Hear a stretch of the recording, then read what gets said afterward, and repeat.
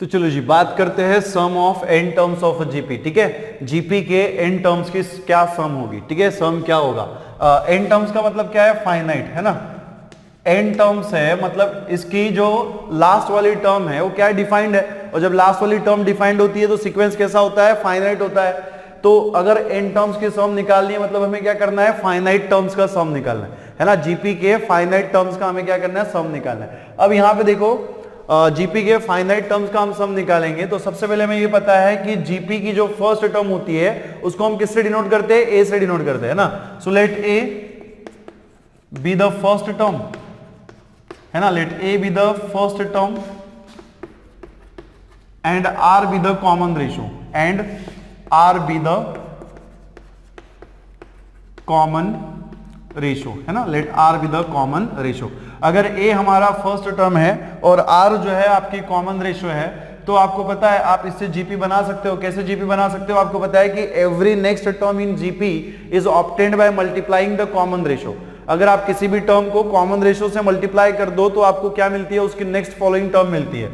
तो अगर आपकी फर्स्ट टर्म जो है वो ए है तो इसके बाद वाली टर्म क्या होगी, आर से मल्टीप्लाई करना पड़ेगा, कितना हो जाएगा, ए आर। अगर सेकंड टर्म आपकी ए आर है तो इसको हम फिर से आर से मल्टीप्लाई कर देंगे तो आपको क्या मिलेगी, थर्ड टर्म मिलेगी, मतलब ए आर स्क्वायर मिलेगी। इसी को अगर आप, ये आपकी थर्ड टर्म है तो इसको अगर आप आर से मल्टीप्लाई कर दो, कॉमन रेशियो से मल्टीप्लाई कर दो तो क्या मिलेगा, ए आर क्यूब मिलेगा प्लस डॉट डॉट डॉट, और जो लास्ट सॉरी है ना, कॉमा है यहाँ पे, डॉट नहीं है, ठीक है, डॉट डॉट डॉट। ठीक है, जो आपकी लास्ट वाली टर्म होगी nth टर्म वो क्या मिलेगी आपको, a r raise to n minus one. ठीक है ना, क्या मिलेगी, a r raise to n minus one. ना अब देखो जैसे हमने अरिथमेटिक प्रोग्रेशन में देखा था कि सम ऑफ n टर्म्स जो हम किससे डिनोट करते हैं, एसएन से डिनोट करते हैं, वैसे ही हम लोग जियोमेट्रिक प्रोग्रेशन में भी सम ऑफ n टर्म्स जो है वो हम एसएन से ही डिनोट करते हैं। ठीक है ना, तो अगर मैं इन टर्म्स को ऐड कर दूं मतलब एसएन, ठीक है, एसएन इज इक्वल टू क्या हो जाएगा, ए प्लस ए आर प्लस क्या होना चाहिए, ए आर स्क्वायर प्लस कितना हो जाएगा, ए आर क्यूब। ठीक है, plus dot dot dot plus क्या हो जाएगा, a r raise to n minus one. इसको हम दे देंगे इक्वेशन नंबर 1 है ना। क्या किया हमने, जीपी की जो टर्म्स थी उनको हमने ऐड कर दिया, और जीपी की टर्म्स को ऐड कर दिया मतलब क्या हो गया, सम ऑफ n टर्म्स। अब यहां पे देखो अगर इसको मल्टीप्लाइंग बाय आर है ना, मल्टीप्लाइंग बाय आर, अगर आप आर से इस इक्वेशन नंबर 1 को मल्टीप्लाई कर दो, देखो आपको क्या मिलेगा है ना, आर इंटू एस एन, और इसके बराबर में आपको क्या मिलेगा, a multiplied by r plus क्या होना चाहिए, a into r square plus a into r cube plus dot dot dot, और प्लस आपको यहाँ पे क्या मिला, देखो ए इंटू आर से मल्टीप्लाई करेंगे आर रेस टू 1, आर का पावर कितना है 1, और आर यहाँ पे आर का पावर कितना है n माइनस 1, और हम किससे मल्टीप्लाई कर रहे हैं, आर से मल्टीप्लाई कर रहे हैं, तो आर का पावर 1 और यहाँ पे ऑलरेडी आर का पावर कितना है n माइनस 1, सो 1 प्लस n माइनस 1 कितना होगा, आर रेस टू n हो जाएगा है ना। इसको हम दे देंगे इक्वेशन नंबर 2। अब आप इक्वेशन नंबर 1 में से इक्वेशन नंबर 2 को सब्ट्रैक्ट करो या फिर इक्वेशन नंबर 2 में से इक्वेशन नंबर 1 को सब्ट्रैक्ट करो, दोनों भी करोगे तो आपको फॉर्मूला मिल जाएगा। अगर आप equation number 1 minus equation number 2 करते हो तो देखो आपको यहाँ पे क्या मिलेगा, एलएचएस में क्या है एसएन, यहाँ पे देखो एलएचएस में क्या है आर इंटू एसएन, तो क्या हो जाएगा SN minus r into SN, और देखो इसके बराबर में क्या मिलेगा, जो सेम टर्म्स है वो कैंसिल हो जाएगी। सेम टर्म्स क्या है, a r square A r cube dot dot dot, और यहाँ पे देखो ए आर माइनस 1 है, ये भी कैंसिल हो जाएगा, यहाँ पे क्या है a into r raise to n. ठीक है, तो ओनली कौन सी टर्म्स बचेगी, देखो यहाँ पे a r raise to n है ना, तो a r raise to n के पहले क्या टर्म्स होनी चाहिए, a r raise to n minus 1। जैसे देखो ए आर क्यूब के पहले क्या है, ए आर स्क्वायर के पहले क्या है, ए आर है, तो वैसे ही a r raise to n, तो a r raise to n के पहले क्या होनी चाहिए, a r raise to n minus 1। बात समझ में आ रही है, ये a r raise to n है तो a r raise to n के पहले क्या होगी, a r raise to n minus 1, तो ये a r raise to n minus 1 है और हम क्या कर रहे हैं, माइनस कर रहे हैं, तो यहाँ पे वाली जो a r raise to n minus वाली टर्म है वो इसके साथ कैंसिल हो जाएगी, ए आर क्यूब इसके साथ कैंसिल हो जाएगा, ए आर स्क्वायर इसके साथ कैंसिल हो जाएगा, ए आर इसके साथ कैंसिल हो जाएगा, तो बचेगा क्या, इक्वेशन नंबर 1 की फर्स्ट टर्म बचेगी और इक्वेशन नंबर 2 का क्या बचेगा, लास्ट टर्म बचेगा। तो इक्वेशन नंबर 1 का फर्स्ट टर्म क्या है, ए माइनस इक्वेशन नंबर 2 का लास्ट टर्म क्या है, a r raise to n. ठीक है ना, क्या है, a r raise to n.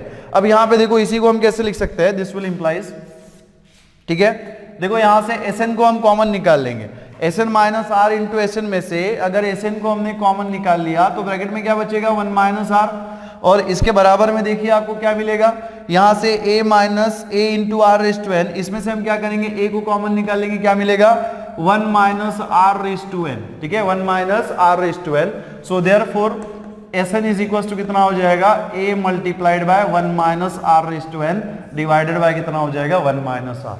अब बुक में ना आपको दो फॉर्मूले दिए हैं, बुक में आपको दो फॉर्मूले दिए, ये जो फॉर्मूला आपको दिया हुआ है किसके लिए दिया हुआ है, ठीक है किसके लिए दिया हुआ है, r लेस देन 1 के लिए दिया हुआ है, ठीक है किसके लिए दिया हुआ है, r लेस देन 1, मतलब अगर कॉमन रेशो जो है वो r से छोटा है तो आपको ये फॉर्मूला यूज करना है। और Sn इज इक्वल टू आपको ये वाला फॉर्मूला भी उन्होंने दिया है, a multiplied by 1 minus sorry r raise to n minus 1 divided by r minus 1, ये किसके लिए दिया हुआ है, जब r जो है वो ग्रेटर देन 1 है ना। लेकिन मैं क्या कह रहा हूं, मैं ये कह रहा हूं कि आपको ये दो फॉर्मूले लिखने की जरूरत ही नहीं है, ठीक है ना, ये दो फॉर्मूले आपको लिखने की जरूरत ही नहीं है, हमारा काम जो है वो इसी फॉर्मूले से चल जाएगा। अब ऐसा कहोगे कि सर ऐसा क्यों, क्योंकि किताब में तो दो फॉर्मूले दिए हुए ना, किताब में दो फॉर्मूले दिए हुए, ये r लेस देन 1 के लिए दिया हुआ है, r ग्रेटर देन 1 के लिए। लेकिन मैं क्या कह रहा हूं, मैं ये कह रहा हूं कि यहां पे आपको दो फॉर्मूले यूज करने की जरूरत नहीं है, ये वाला फॉर्मूला ही यूज किया, r चाहे लेस हो या फिर r चाहे ग्रेटर हो कोई दिक्कत नहीं है, यही फॉर्मूला आप यूज करेंगे। अब क्यों करेंगे, देखो मैं इसका एक्सप्लेनेशन आपको देता हूं। जैसे मान लो कोई क्वेश्चन जो है आपके पास, जैसे हमने प्रीवियस वाला वो एग्जांपल लिया था, कौन सा 2 4 ठीक है 8 16 एंड 32 वाला, ठीक है ना। तो ये क्या कर रहा है, ये सीक्वेंस जो ये क्या कर रहा है, जीपी फॉर्म कर रहा है, क्लियर है, ये सीक्वेंस क्या कर रहा है, जीपी फॉर्म कर रहा है। और इसका जो फर्स्ट टर्म है वो कितना है बेटा, फर्स्ट टर्म कितना है 2 है, और r जो है कॉमन रेशो जो है वो कितना है यहाँ पे 2 है, r भी हमारा कितना है यहाँ पे 2 है। और यहाँ पे नंबर ऑफ टर्म्स कितनी है, नंबर ऑफ टर्म्स कितनी है 5 है, तो यहाँ पे n की वैल्यू हम 5 लिख देंगे, n की वैल्यू आपने 5 लिख दी, नंबर ऑफ टर्म्स हमारे पास 5 है, r की वैल्यू 2 है और a की वैल्यू 2 है। तो अगर मैं सम ऑफ 5 टर्म्स निकालूं, है ना, सम ऑफ मैं 5 टर्म्स निकालूं, तो मुझे यहाँ पे क्या लिखना पड़ेगा, S5। देखो हम ये वाला फॉर्मूला यूज करेंगे, है ना। एक्चुअली r ग्रेटर देन 1 के लिए हमें कौन सा फॉर्मूला यूज करना है, ये वाला फॉर्मूला यूज करना है, लेकिन हम क्या करेंगे, यही फॉर्मूला यूज करेंगे। क्यों, देखो अब यहाँ पे S5 इज इक्वल टू क्या हो जाएगा, फर्स्ट टर्म कितना है 2 multiplied by 1 minus r raise to n. देखो r का वैल्यू कितना है 2 है, तो ये कितना हो जाएगा 2 रेस टू n, n की जगह पे हमें क्या पुट करना है 5 पुट करना है, तो ये 2 रेस टू 5 हो जाएगा। और यहाँ पे डिवाइडेड बाय देखो कितना मिलेगा 1 माइनस 2। देखो इसी को हम कैसे लिख सकते हैं, S5 is equal to 2 multiplied by 1 minus 2 raise to 5, 2 raise to 5 कितना होता है 32 डिवाइडेड बाय कितना हो जाएगा 1 माइनस 2 इज -1। इसी को देखो हम कैसे लिख सकते हैं, ठीक है, S5 के बराबर में कितना हो जाएगा, यहाँ पे देखो 2 मल्टीप्लाइड बाय 1 माइनस 32, है ना, 1 माइनस 32 कितना होना चाहिए -31 बाय कितना हो जाएगा -1। देखो माइनस माइनस प्लस हो जाएगा, तो S5 इज इक्वल टू क्या मिलेगा 2 इंटू 31, 2 इंटू 31 कितना होना चाहिए 62, है ना। तो S5 की वैल्यू आपको यहाँ पे कितनी मिली 62, ठीक है ना। तो ये हमें मिल गया S5 इज इक्वल टू 62, मतलब sum of first 5 terms of this GP, मतलब जीपी की 5 टर्म्स का जो सम है जो हमने क्वेश्चन लिया था उसके आपको कितना मिल गया 62 मिल गया। अब देखो हमने क्या कहा था कि जीपी को आप ऐसा भी रीड कर सकते हो या फिर ऐसा भी रीड कर सकते हो, मतलब लेफ्ट टू राइट भी रीड कर सकते हो या फिर राइट टू लेफ्ट भी रीड कर सकते हो। तो अगर मान लो इस जीपी को हमने लेफ्ट टू मतलब राइट टू लेफ्ट रीड किया, है ना, अगर इस जीपी को हमने राइट टू लेफ्ट रीड किया तो यहाँ पे फर्स्ट टर्म कितना हो जाएगा 32 हो जाएगा, सेकंड टर्म कितना हो जाएगा 16 हो जाएगा, फोर्थ टर्म हमारा कितना, थर्ड टर्म हमारा कितना हो जाएगा 8, और फोर्थ टर्म हमारा कितना हो जाएगा 4, एंड फिफ्थ टर्म हमारा कितना हो जाएगा 5 हो जाएगा। बात समझ में आ रही है कि अभी हमने क्या किया था, पहले हमने क्या किया कि हमने लेफ्ट टू राइट रीड किया, अब इस जीपी को मैं राइट टू लेफ्ट भी तो रीड कर सकता हूं ना, ठीक है। तो अगर देखो इसी जीपी को जैसे हमने ये 2 4 8 16 32 लिखा, तो इसी को हम ऐसा भी तो लिख सकते हैं एल्सो, ठीक है, इसी को हम ऐसा भी तो लिख सकते हैं 32, 16, ठीक है, 32, 16, 8, 4, 2, ठीक है। या फिर आप इसको क्वेश्चन नंबर 2 दे दो, ठीक है, क्वेश्चन नंबर जो है वो 2 दे दो आप यहाँ पे, ये क्वेश्चन नंबर 1 था हमारा, ये क्वेश्चन नंबर आप 2 दे दो, ठीक है ना। तो अब यहाँ पे देखो, यहाँ पे इस जीपी में क्या है ना, इस जीपी में क्या है कि फर्स्ट टर्म जो है वो अभी आपका कितना हो गया 32 हो गया, है ना। और जो कॉमन रेशो होगा, कॉमन रेशो क्या होगा, सेकंड टर्म को आप फर्स्ट टर्म से डिवाइड करो, मतलब 16 को अगर आप 32 से डिवाइड करेंगे तो आपका जो कॉमन रेशो है कितना हो जाएगा 1/2 हो जाएगा। देखो यहाँ पे रेशो जो है वो आपको ग्रेटर देन 1 मिल रहा था, है ना, r/2 कैसा था, यहाँ पे ग्रेटर देन 1 था, मतलब r ग्रेटर देन 1 था और यहाँ पे n की वैल्यू 5 थी। वैसे देखो यहाँ पे r इज इक्वल टू आपको क्या मिल रहा है 1/2, और 1/2 कैसा है, 1/2 कैसा है, लेस देन 1 है ना, कैसा है, लेस देन 1 है। और यहाँ पे n की वैल्यू कितनी है बेटा, 5 है, n की वैल्यू 5 रहेगी। तो देखो अगर हम यहाँ पे S5 निकाले, S5 मतलब क्या, सम ऑफ 5 टर्म्स ऑफ GP, है ना।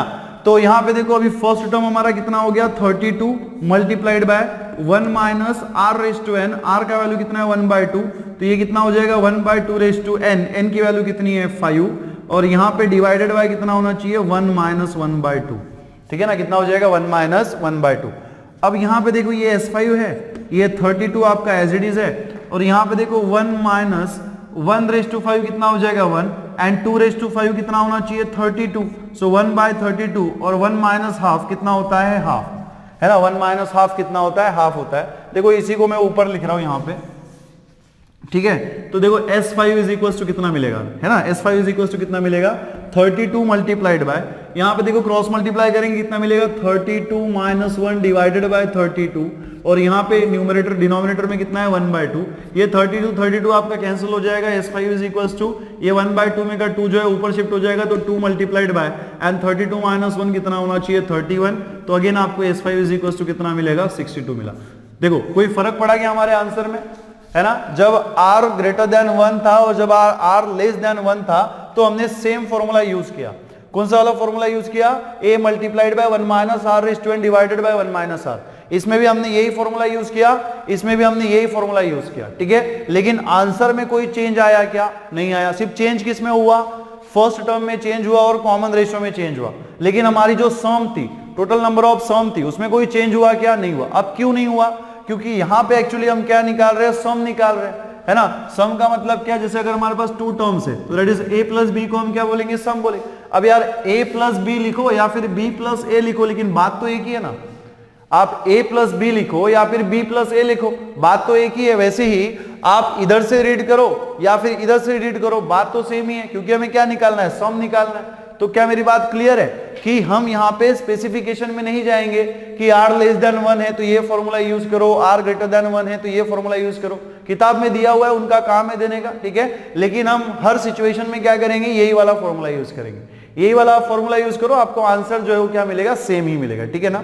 ठीक है। तो देखो ये जो हमने फॉर्मूला निकाला है ना, वो किसके लिए है, केस 1 यहाँ पे आप नोट कर लेना, केस 1 किसके लिए, r नॉट इक्वल्स टू 1 के लिए, sorry r not equals to 1, मतलब एक तो ग्रेटर देन 1 है या तो फिर कैसा है, लेस देन 1 है ना। तो ये जो फॉर्मूला हमने बनाया सम का, Sn is equals to a multiplied by 1 minus r raise to n divided by 1 minus r, ये किसके लिए था, r नॉट इक्वल्स टू 1 के लिए था। अब मान लो अगर r इज इक्वल्स टू 1 है तो क्या होगा, है ना, तो उसके लिए भी तो हमें फॉर्मूला देखना पड़ेगा ना, ठीक है ना। तो चलो जैसे हमने केस 1 में देखा कि r is equals to not equals to 1 के लिए हमने फॉर्मूला बनाया, तो देखो अगर मान लो r इज इक्वल्स टू 1 होगा, है ना, केस 2 लिखेंगे हम, केस 2 जब r इज इक्वल्स टू 1 होगा तो सम ऑफ n टर्म्स क्या होगी। तो जैसे हमें पता है कि सम ऑफ n टर्म्स मतलब Sn से हम डिनोट करते हैं, तो इसमें हम क्या करते हैं, जीपी की टर्म्स को ऐड कर देंगे n टर्म्स को, तो क्या होगा a plus a r square plus a r cube, ठीक है, plus dot dot dot plus कितना होता है a r raise to n minus 1। अब यहाँ पे देखो r का वैल्यू कितना है 1 है, तो अगर हमने r की जगह पे 1 रख दिया तो देखो क्या मिलेगा, Sn मल्टीप्लाइड बाय, है ना, कितना हो जाएगा ये a plus a plus a plus a plus dot dot dot plus कितना हो जाएगा ये a n टाइम्स, है ना, कितने टाइम्स है ये n टाइम्स है, क्योंकि कितनी टर्म्स है टोटल n टर्म्स है ना। a से आप यहां तक काउंट करो, यहाँ पे r का पावर कितना है 1 है, r का पावर कितना है 0, 0 से लेकर n माइनस 1, कितनी टर्म्स हो गई, n टर्म्स हो गई ना। सो a प्लस a कितना टाइम्स हो जाएगा, n टाइम्स हो जाएगा। इसमें से देखो हर टर्म में a कॉमन है, a को हम यहां से कॉमन निकाल देंगे, तो अगर हमने a को कॉमन निकाल दिया तो यहां पे कितना बचेगा 1 प्लस 1 प्लस 1 प्लस 1, ठीक है, प्लस डॉट डॉट डॉट कितने टाइम्स हो जाएगा ये n टाइम्स, है ना, कितने टाइम्स हो जाएगा n टाइम्स, ठीक है, यहां पे ऐसे लिख देना n टाइम्स, और ये कितने टाइम्स हो जाएगा n टाइम्स हो जाएगा।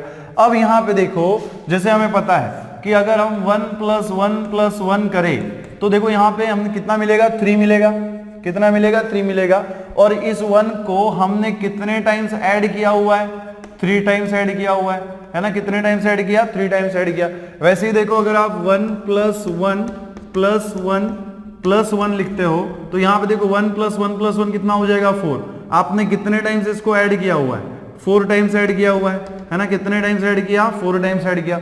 वैसे ही अगर आप देखो इसको आप 6 टाइम्स ऐड करते हो तो कितना मिलेगा, है ना, तो 1 + 1 + 1 + 1 + 1 + 1 कितने टाइम्स हो गया, 1 2 3 4 5 6। तो अगर आप इसको 6 टाइम्स ऐड करते हो तो देखो 1 + 1 + 1 + 1 कितना हो जाएगा, 6 हो जाएगा।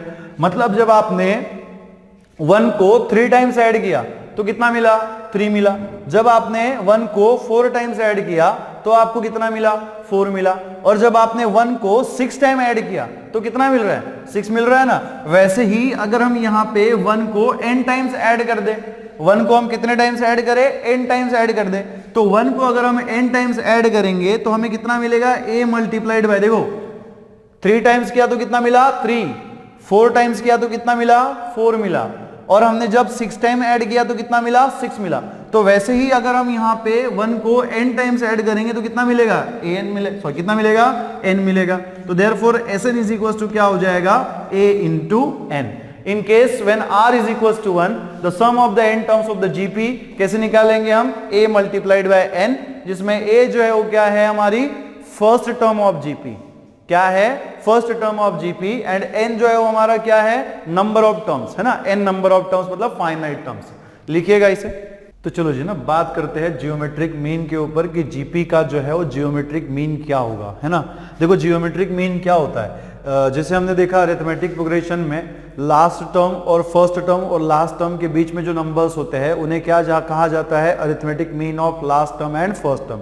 वैसे ही जियोमेट्रिक प्रोग्रेशन में, ठीक है, अगर जीपी में first term and last term के बीच में जो नंबर्स होते हैं उन्हें क्या कहा जाता है, geometric mean of the first term and the last term, ठीक है। अब देखो इसको अगर हम लिखना चाहे तो कैसे लिख सकते हैं, ठीक है, जैसे कि मान लो if a and b are any to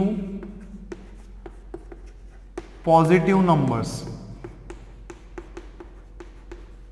any two positive numbers, ध्यान से सुनो क्या कह रहा हूं मैं, a and b are any two positive numbers. अगर a एंड b जो है are any two positive numbers and, ठीक है, एंड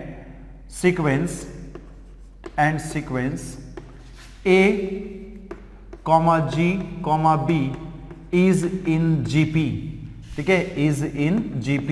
अगर a एंड b जो है दो पॉजिटिव नंबर्स है, ठीक है, और sequence a comma g comma b है ना, इज इन gp, देन ये जो a एंड b के बीच का जो नंबर है ना g, इसे कहा जाता है geometric mean of a and b। Then g is called geometric mean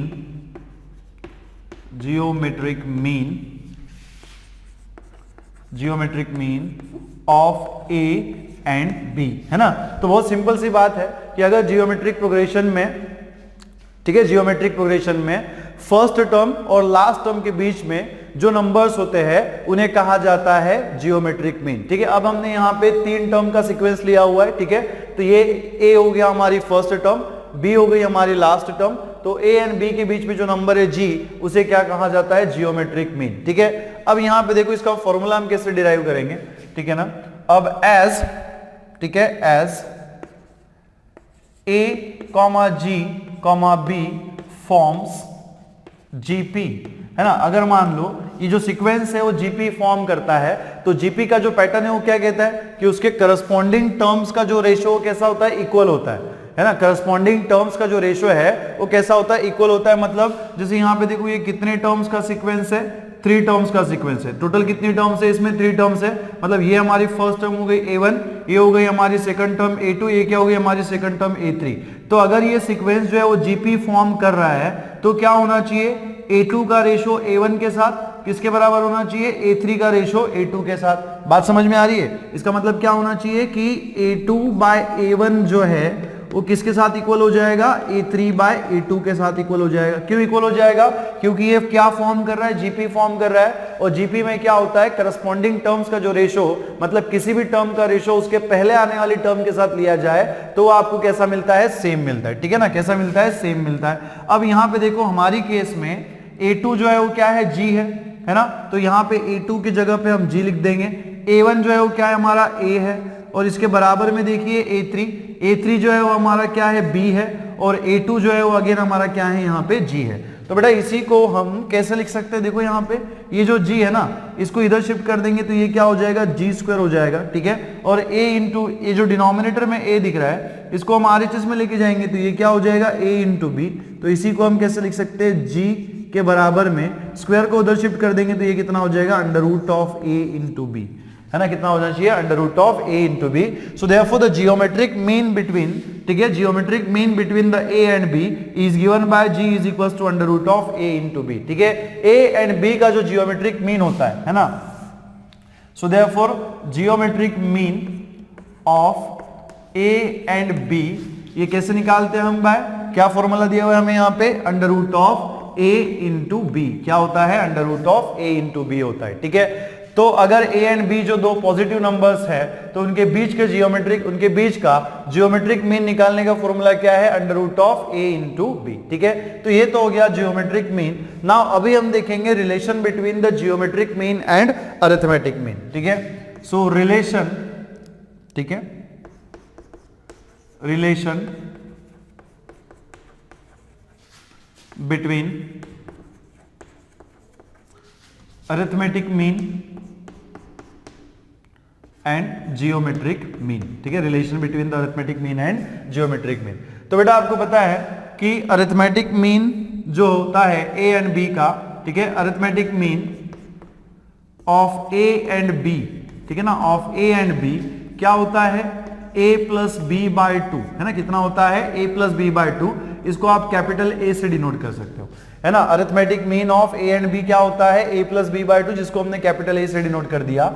and geometric mean जो है, ठीक है, geometric mean of A and B जो है इसको हम किससे डिनोट करते हैं, ठीक है, geometric mean of A and B हमें क्या मिलता है, √A इंटू बी। ठीक है, और इसको हम किससे डिनोट करते हैं, कैपिटल G से डिनोट करते हैं। ठीक है, तो ये क्या हो जाएगा, हमारा कैपिटल G हो जाएगा। नाउ मान लो अगर हमने A माइनस G कर दिया, ठीक है ना, A माइनस G हमने कर दिया, तो देखो आपको यहां पे क्या मिलेगा, A माइनस G। A का वैल्यू कितना है बेटा, A प्लस B, है ना, A plus B। Arithmetic mean कितना है, A plus B/2 minus geometric mean कितना है, √A इंटू बी। देखो इसी को हम कैसे लिख सकते हैं, A plus b cross multiply कर लेंगे, -2 into √A into b divided by कितना होना चाहिए, 2। इसी को हम कैसे लिख सकते हैं, देखो A को हम क्या लिख सकते हैं, √A का स्क्वायर, ठीक है, प्लस B को हम क्या लिख सकते हैं, √B का स्क्वायर, और यहाँ पे माइनस, देखो रूट अगर हम सेपरेट कर दे तो क्या मिलेगा, 2 इंटू √A इंटू √B, और यहाँ पे डिवाइडेड बाय हो जाएगा 2, डिवाइडेड बाय कितना होना चाहिए, 2। नाउ यहाँ पे देखिएगा इसी को हम कैसे लिख सकते हैं, √A whole square minus 2 into √A into √B plus √B का स्क्वायर, और यहाँ पे इसके डिनोमिनेटर में आपको कितना मिलेगा, 2 मिलेगा।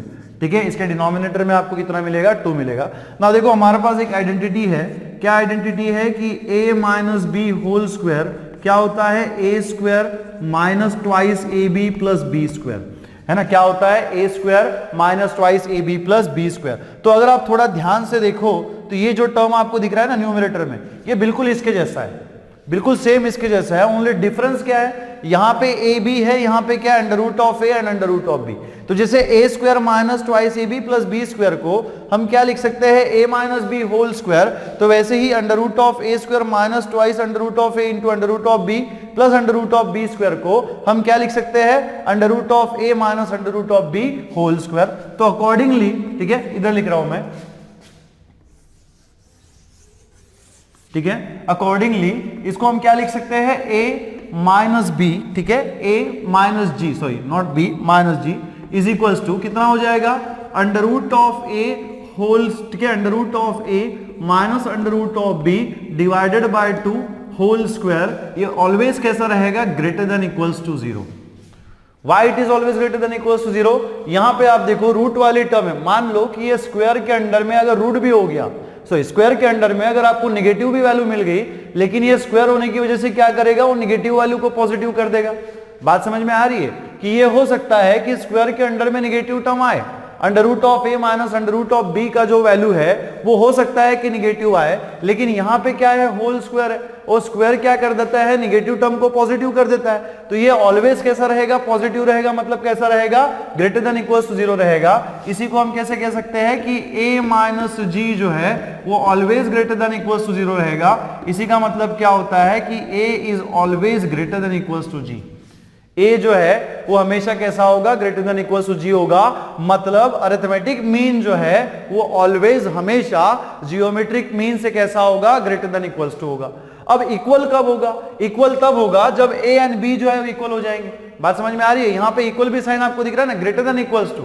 तो अरिथमेटिक मीन और जियोमेट्रिक मीन जो है वो कब होगा, जब a एंड b की वैल्यू क्या होगी, इक्वल होगी, मतलब 2 and 2 होगा, a भी 2 होगा, b भी 2 होगा, या फिर a भी 3 होगा, b भी 3 होगा। तो ये इक्वल वाला कंडीशन कब आएगा, अरिथमेटिक मीन और जियोमेट्रिक मीन आपका इक्वल कब होगा, जब a एंड b जो है वो क्या होंगे, आपके इक्वल होंगे। अदरवाइज वो हमेशा कैसा रहेगा, g से बड़ा रहेगा। मतलब अरिथमेटिक मीन जो है वो हमेशा जियोमेट्रिक मीन से कैसा होगा, बड़ा होगा। क्लियर है। अब अगर हम इसके बारे में कुछ ऑब्जर्वेशंस लिखना चाहे, है ना, अरिथमेटिक मीन और जियोमेट्रिक मीन के बारे में अगर हम कुछ ऑब्जर्वेशंस लिखना चाहे तो देखो हम ऐसे लिख सकते हैं, जैसे कि मान लो इफ, ठीक है, if a and b are the roots, ठीक है, are the roots of quadratic equation,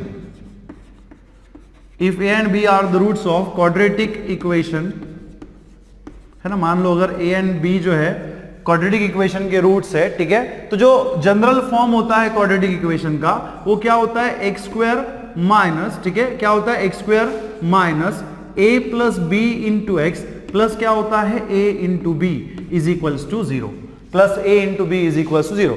अब यहां पे देखो a प्लस बी जो है ना, हमने ऑलरेडी निकाल के रखा हुआ है, a प्लस बी कितना होता है, देखो a plus b by 2 is equals to a। इसी का मतलब क्या हो गया, a plus b is equals to twice a। तो यहां पे जो a प्लस बी आपको दिख रहा है, इसी की जगह पे हम क्या पुट कर सकते हैं, x square minus twice a into x plus यहां पे देखो a into b. a into b का मतलब कितना, a इंटू बी का मतलब कितना, जी स्क्वायर। तो यहां पे a इंटू बी की जगह पे हम क्या पुट कर सकते हैं, जी स्क्वायर इज इक्वल्स टू 0, है ना, क्या पुट कर सकते हैं हम, जी स्क्वायर इज इक्वल्स टू 0, ठीक है। तो अगर आपको arithmetic mean and geometric mean दिया हुआ है तो उसके ऊपर से आप क्या कर सकते हो, किसी भी क्वाड्रेटिक इक्वेशन के जो है रूट्स वो निकाल सकते हो। या फिर आपको दो नंबर्स का arithmetic mean and geometric mean दिया हुआ है तो उसके ऊपर से आप वो दो नंबर्स भी कैलकुलेट कर सकते हो। अब कैसे कैलकुलेट कर सकते हैं, देखो जैसे हमें पता है कि ये हमारा क्या है, क्वाड्रेटिक इक्वेशन है ना। अगर ये हमारा क्या है, क्वाड्रेटिक इक्वेशन है, मान लो कि अगर a एंड g जो है ये गिवन है ना, a एंड g अगर आपको गिवन है तो इसके ऊपर से आप क्या कर सकते हो, a एंड b की वैल्यू निकाल सकते हो। इसके ऊपर से आप क्या कह सकते हो, a एंड b की वैल्यू निकाल सकते हो। अब कैसे निकाल सकते हैं, तो देखो हमें पता है कि किसी भी क्वाड्रेटिक इक्वेशन का, है ना, किसी भी क्वाड्रेटिक इक्वेशन का रूट निकालने का फॉर्मूला क्या है, क्या फॉर्मूला है, x इज इक्वल टू क्या होता है, minus b plus minus under root of b square minus 4ac divided by कितना होता है, ट्वाइस a, है ना, डिवाइडेड बाय कितना होता है, ट्वाइस a। तो इसी फॉर्मूले को अगर हम यूज करें, ठीक है, यहां पे इसी फॉर्मूले को अगर हम यहां पे यूज करें तो बेटा यहां पे देखो कि यहां पे b का जो वैल्यू है वो कितना है, माइनस ट्वाइस a है, स्मॉल a का वैल्यू कितना है, 1 है, और c का वैल्यू कितना है, g स्क्वायर है। तो इसी को हम कैसे लिख सकते हैं, ठीक है, that is a comma b, है ना, a comma b is equals to कितना हो जाएगा, माइनस ऑफ, ठीक है, minus of minus twice a plus minus under root of, ठीक है, b स्क्वायर। b का वैल्यू कितना है, b का वैल्यू कितना है, माइनस ट्वाइस a, तो माइनस ट्वाइस a का स्क्वायर कितना हो जाएगा, 2 का स्क्वायर 4, a का स्क्वायर कितना होना चाहिए, a स्क्वायर। और देखो यहाँ पे माइनस 4ac, तो यहाँ पे देखो माइनस 4, a का वैल्यू कितना है, 1 है ना, x स्क्वायर का कोएफिशिएंट कितना है, 1 है, मतलब a का वैल्यू कितना हो गया, 1, तो 1 इंटू 4 कितना हो जाएगा, 4, एंड b सॉरी c का वैल्यू कितना है, यहाँ पे g स्क्वायर है, तो ये हो जाएगा आपका g स्क्वायर, और डिनोमिनेटर में बेटा कितना आएगा, ट्वाइस a।